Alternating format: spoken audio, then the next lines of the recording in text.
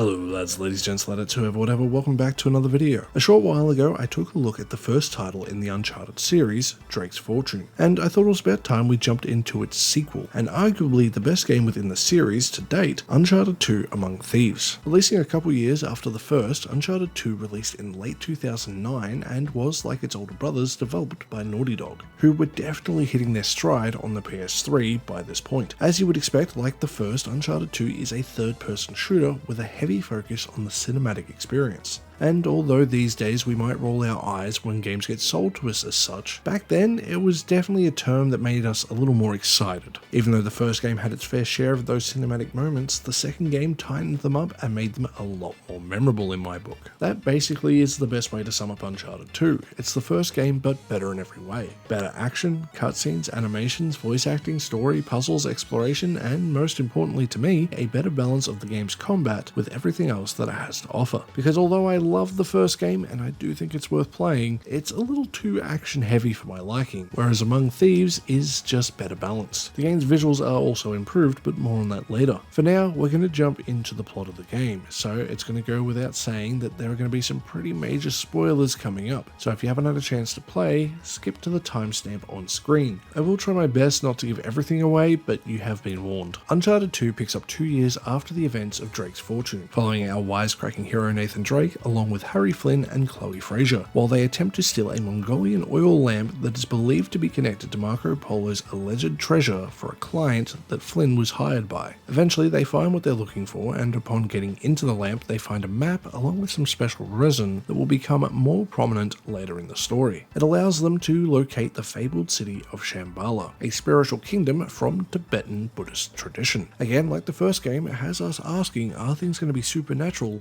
or are they set in reality? The trio seemingly agrees to double-cross the client, only to have Flynn double-cross Drake instead, leaving him for dead and thus setting the entire adventure into motion. Eventually we learn that Chloe is being strong-armed by Flynn, as she seeks to reconnect with Nate in an attempt to help him get his hands on the treasure before Flynn and his employer, Lazarevich. With it being all hands on deck, we see the return of my favourite character in the series, Sully, though he doesn't seem to be as featured in this game as he was in the first, or at least that's the way it feels to me. On their journey, they also run into Elena Fisher from the first game, and we learn that Nate and her had got together only to eventually break up. Shortly after this, Chloe is forced to switch sides once more after being caught out with Nate and Elena. Without giving too much more away, everyone eventually converges on Shambhala, as we have a race between Nate and Lazarevich to stop the latter from drinking the sap from the Tree of Life. To me, the constant questioning of who is on whose side makes the story way more interesting than the first. It adds a lot more depth to the characters, and it makes Chloe's character instantly memorable. She becomes a mainstay of the series going forward, thankfully. On my initial playthrough, I was worried she was going to be nothing more than a replacement for Elena, a lazy love interest just for the sake of it. However, in the best possible way, we get the rekindling of Nate and Elena, all the while learning of the mutual respect between Chloe and Nate. But it's more than this game's writing that is elevated. The combat itself is improved, but maybe not in as big a way as you might hope. It's no Halo 1 to Halo 2 or Kingdom Hearts 1 to Kingdom Hearts 2 type situation, but it does find itself being just that bit tighter and overall more responsive. I still couldn't hit the broadside of a barn playing a shooter on a console, but I did find that aiming, ducking for cover, and especially the melee combat is so much more improved in their overall use and feel throughout my entire time with the second game. As I said in my first video, the series does have a major flaw when it comes to the combat, and that's because a treasure hunter kills a few hundred too many people. And although it's still the case here, at least in most of these situations, the battles you find yourself in feel a little more justified, and a little more reasonable compared to that of the first game. Still not flawless in execution, and I wouldn't say any game throughout the entire series does it right at all, but it's definitely a step in the right direction overall. The weapon variety does feel somewhat larger here, but that might just be a me thing. I feel they also sound just that bit better as well. Shotguns and especially pistols just feel like they've got a bit more oomph to them. Speaking of sound, the game's overall sound design is also just that little bit more atmospheric in all the right ways. The OST, like the first game, is absolutely incredible and as good as any created throughout gaming history. Furthermore, I think the voice acting is also just as good, if not better than the first game. And that's thanks to a slightly more mature, and I mean slightly, Nathan Drake at the helm. So we have plenty of moments that are funny, badass, and also one specific moment that's an absolute kick in the guts. However, I won't show that here because I think you need to experience it yourself. The overall dialogue in the game just feels that little bit more natural, and it makes the characters feel like they're in these situations. They really do feel unique to themselves. Visually, the game is absolutely on point, though not as colourful as the first game outright, at least early on, and that's due to the location where most of the early gameplay takes place. Uncharted 2 looks incredible to this day. The textures can definitely still be a little bit flat at moments like the first game, however when you look at when it was made, it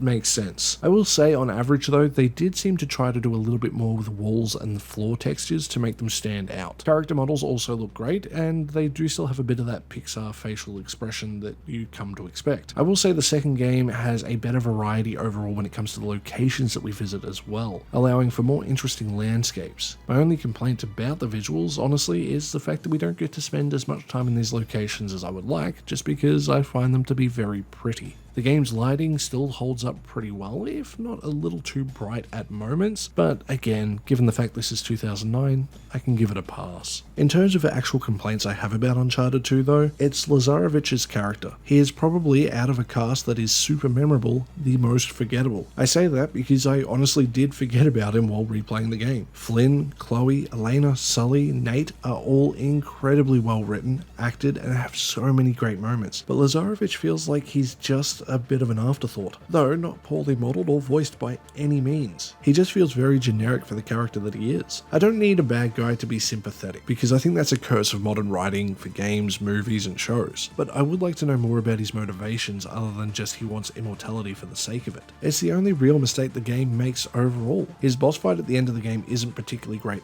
either. It's perfectly fine, don't get me wrong. It just doesn't carry the weight I was hoping for. Though in saying that, I definitely prefer it to the original's kill a wave of enemies than do a quick time event battle. The fight itself sees you running around shooting explosive resin spots on the Tree of Life in order to damage him, and basically all he does is charge at you mindlessly non-stop. It turns into you running in circles, shooting the tree when you get far away enough, and repeat until he's defeated. It just doesn't carry the weight it should. I feel like if they had added in some more puzzle elements, especially things based around lore that you could learn throughout the game, like maybe you can only take out certain routes on the Tree of Life, or you have to go in a certain direction, or just something, it would have made it just feel more complete. It doesn't mean that the ending of the game is bad by any means, it just means this boss fight could have been a little bit better. Even though I won't pretend I'm the biggest fan of this final fight, the actual ending of the game is really good in my book. And as I said, this is just an overall elevated experience of the first game. So if you haven't played any Uncharted, please start with the first, because if you play the second, it's going to be harder to go back to the original.